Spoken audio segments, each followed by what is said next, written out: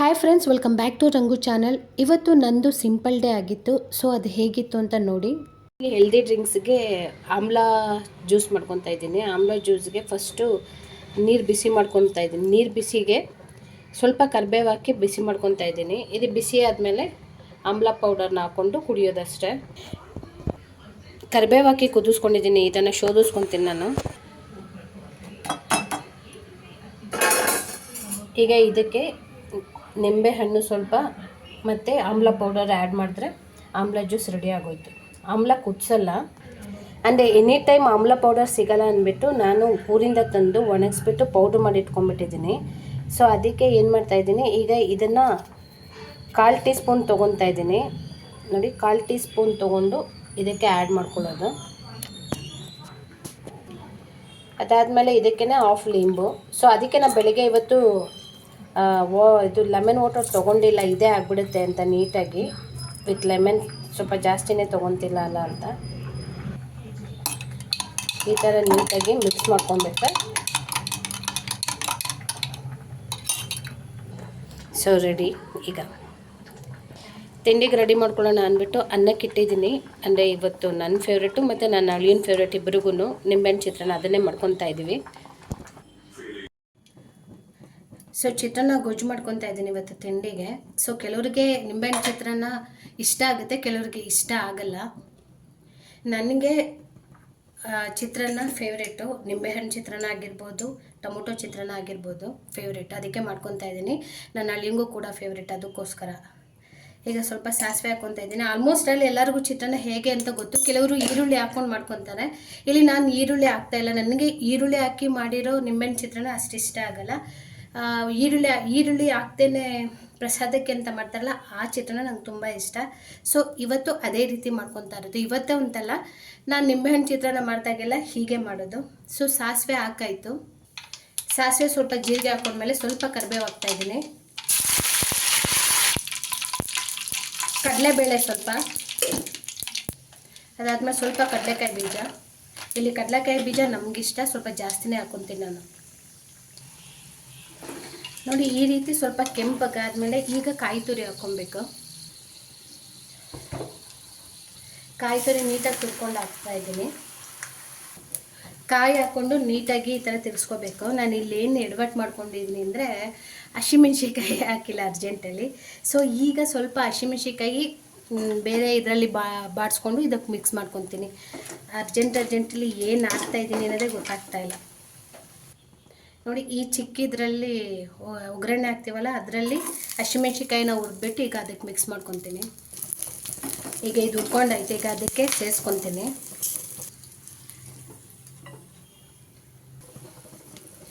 ಈಗ ಇದಕ್ಕೆ ಸ್ವಲ್ಪ ಅರಿಶಿನ ಹಾಕ್ಕೊತಾ ಇದ್ದೀನಿ. ಅದಾದಮೇಲೆ ಉಪ್ಪು. ಗೊಜ್ಜಿಗೆಲ್ಲ ಸ್ವಲ್ಪ ಉಪ್ಪು ಜಾಸ್ತಿನೇ ಬೇಕಾಗುತ್ತೆ.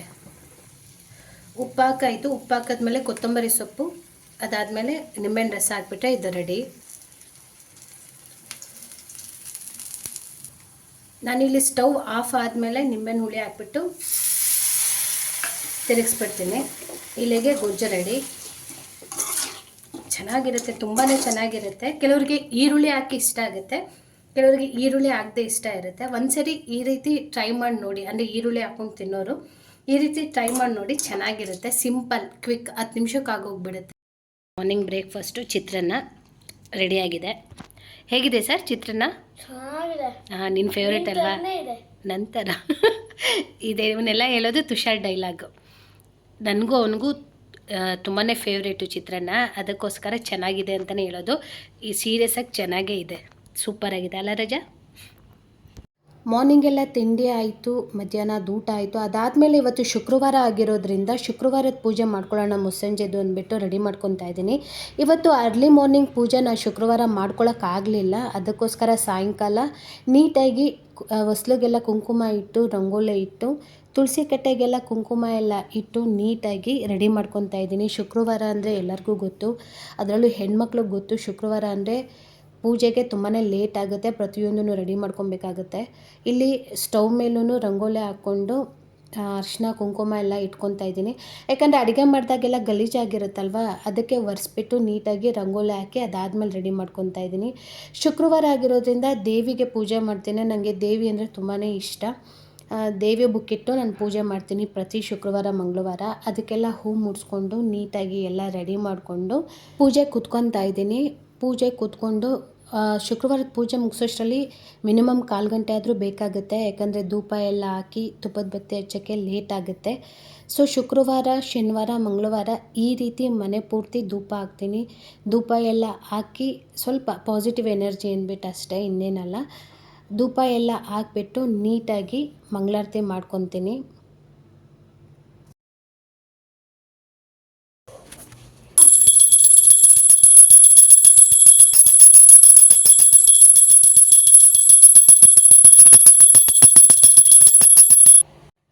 ಪೂಜೆ ಎಲ್ಲ ಆದಮೇಲೆ ದೇವ್ರ ಮನೆ ನೋಡೋದೇ ಒಂದು ಚೆಂದ, ಏನೋ ಒಂಥರ ಕಳೆ ಇರುತ್ತೆ.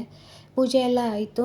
ನನ್ನ ಅಳಿಯ ನಾನು ಪೂಜೆಗಿಟ್ಟಿದ್ದ ದೇವ್ರನ್ನೆಲ್ಲ ತೊಗೊಂಡು ಬಂದು ತೇರು ಮಾಡ್ಕೊಂಡು ಆಡ್ತಾ ಇದ್ದ. ನಾನು ಪೂಜೆ ಮಾಡಿ ನಮಸ್ಕಾರ ಹಾಕ್ಕೊಳ್ಳೋಕೆ ಹೋಗ್ತೀನಿ, ದೇವರೇ ಇಲ್ಲ. ಏನು ಅಂದರೆ ಇಲ್ಲಿ ಆಟ ಆಡ್ತಾ ಇದ್ದಾರೆ ಸರು. ಅದೆಲ್ಲ ಆದಮೇಲೆ ಸ್ವಲ್ಪ ದೇವ್ರ ಪ್ರಸಾದ ಆಯಿತು, ಕಡಲೆಪುರಿ ತಂದಿದ್ದು. ಅದನ್ನು ತಿಂದಿರಲಿಲ್ಲ. ಕೂತ್ಕೊಂಡು ನಾನು ಅವನು ಇಬ್ಬರು ಕಡಲೆಪುರಿ ತಿಂದ್ವಿ. ಅವನ ಆಟ ಆಡಿಸ್ಬಿಟ್ಟಾದ್ಮೇಲೆ ಕಡಲೆಪುರಿ ತಿಂದಾದಮೇಲೆ ಬೆಳಗ್ಗೆಯಿಂದ ಕೆಲಸ ಆಗಿತ್ತು. ಕೆಲಸದ್ರಲ್ಲಿ ಗ್ರೀನ್ ಟೀ ಕುಡಿಯೋದೇ ಮರ್ತ್ಬಿಟ್ಟಿದ್ದೆ. ಸೊ ಗ್ರೀನ್ ಟೀ ಮಾಡ್ಕೊಂಬಿಡೋಣ ಅಂದ್ಬಿಟ್ಟು ಈವ್ನಿಂಗಿಗೆ ಗ್ರೀನ್ ಟೀ ಕುಡಿತಾ ಇದ್ದೀನಿ. ಅಂದರೆ ಮಾರ್ನಿಂಗಿಂದ ಇವತ್ತು ಗ್ರೀನ್ ಟೀನೇ ಕುಡ್ದಿರಲಿಲ್ಲ. ಅದಕ್ಕೋಸ್ಕರ ಈವ್ನಿಂಗ್ ಅಲ್ವಾ, ಈಗಲೇ ಕುಡಿದ್ಬಿಡೋಣ ಅಂದ್ಬಿಟ್ಟು ಗ್ರೀನ್ ಟೀ ಮಾಡ್ಕೊತಾ ಇದ್ದೀನಿ. ಗ್ರೀನ್ ಟೀ ಎಲ್ಲ ಮಾಡಿಕೊಂಡು ಈವ್ನಿಂಗು ನೈಟ್ಗೆ ಅಂದರೆ ಸ್ವಲ್ಪ ಲೈಟಾಗೆ ಡಿನ್ನರ್ ಮಾಡ್ಕೊಂಡಿದ್ದೆ. ಸ್ಪೆಷಲಾಗಿ ಏನು ಮಾಡ್ಕೊಂಡಿರಲಿಲ್ಲ. ಸೊ ಈ ರೀತಿ ಇತ್ತು ನನ್ನ ಡೇ. ಅದಾದಮೇಲೆ ಇವತ್ತು ನಿಮಗೆ ಒಂದು ಬ್ಯೂಟಿ ಟಿಪ್ಸ್ ತೋರಿಸ್ತಾ ಇದ್ದೀನಿ. ಸ್ಕ್ರಬ್ ತೋರಿಸ್ತಾ ಇದ್ದೀನಿ. ಅಂದರೆ 2 ರೀತಿ ಸ್ಕ್ರಬ್ ಮಾಡ್ಕೋಬೋದು ಲಿಪ್ಸ್ಗೆ ಅಂತ. ಅದನ್ನು 2 ರೀತಿ ಸ್ಕ್ರಬ್ಬರ್ನ ತೋರಿಸ್ತಾ ಇದ್ದೀನಿ ಲಿಪ್ಗೋಸ್ಕರ. ಸೊ ಫಸ್ಟ್ ಒನ್ ಬಂದು ನನ್ನ ಫೇವ್ರೇಟ್. ಇದು ಹೆಸರು ಕಾಳು ಮತ್ತು ಅಕ್ಕಿ ಹಿಟ್ಟು ಪೌಡರ್ ಮಿಕ್ಸ್ ಮಾಡಿರೋದು.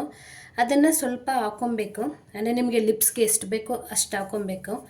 ನಾನು ಜಸ್ಟ್ ಇಷ್ಟು ಹಾಕ್ಕೊತಾ ಇದ್ದೀನಿ. ಈಗ ಇದು ಹಾಕ್ಕೊಂಡಾದ್ಮೇಲೆ ಸ್ವಲ್ಪ ಆಲಿವ್ ಆಯಿಲ್ ಹಾಕ್ಕೊಬೇಕು. ನನಗೆ ಇಲ್ಲಿ ನೀವು ಆಲಿವ್ ಆಯಿಲ್ ಆದರೂ ತೊಗೋಬೋದು, ಜೇನುತುಪ್ಪ ಆದರೂ ತೊಗೋಬೋದು, ಅಥವಾ ತುಪ್ಪನಾದರೂ ತೊಗೋಬೋದು. ನಂಗೆ ಪರ್ಸ್ನಲಿ ಆಲಿವ್ ಆಯಿಲ್ ಇಷ್ಟ. ನೀವು ಕೊಬ್ಬರಿ ಎಣ್ಣೆ ಹತ್ರ ತೊಗೋಬೋದು. ನಾನು ಆಲಿವ್ ಆಯಿಲ್ ಹಾಕ್ಕೊತಾ ಇದ್ದೀನಿ.